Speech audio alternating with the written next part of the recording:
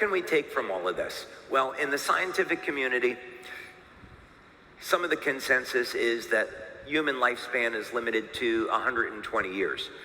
But also, there are scientists that think that there is no upper limit to human lifespan, or maybe that will peak out around 1,000 years.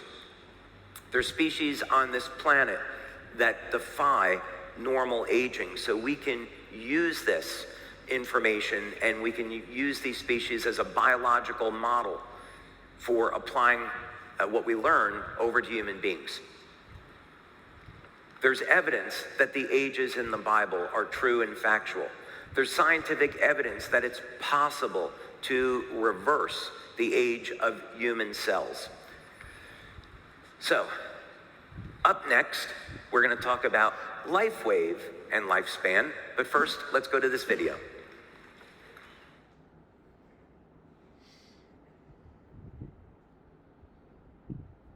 I simply define aging as the lifelong accumulation of damage in the body that is generated as side effects of the normal metabolic processes that keep us alive from one day to the next.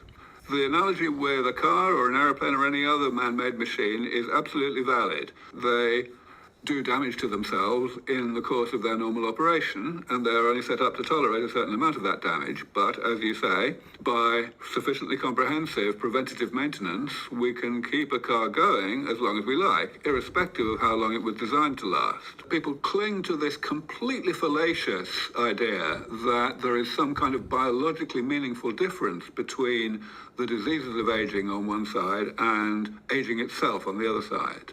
There is no such thing. Everything that predominantly goes wrong with people late in life and not early in life is part of aging, whether we call it a disease or not. How does this play out? Like, what should people be ready for?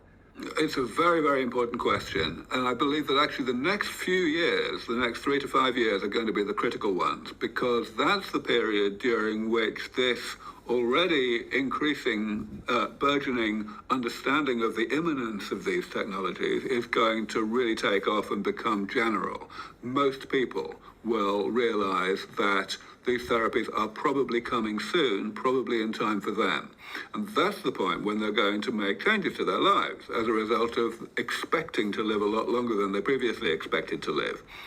We have to really urgently develop new products that will be ready to roll out when this change in people's expectations of how long they're going to live starts to happen. Because when it does start to happen, it's going to spread like wildfire.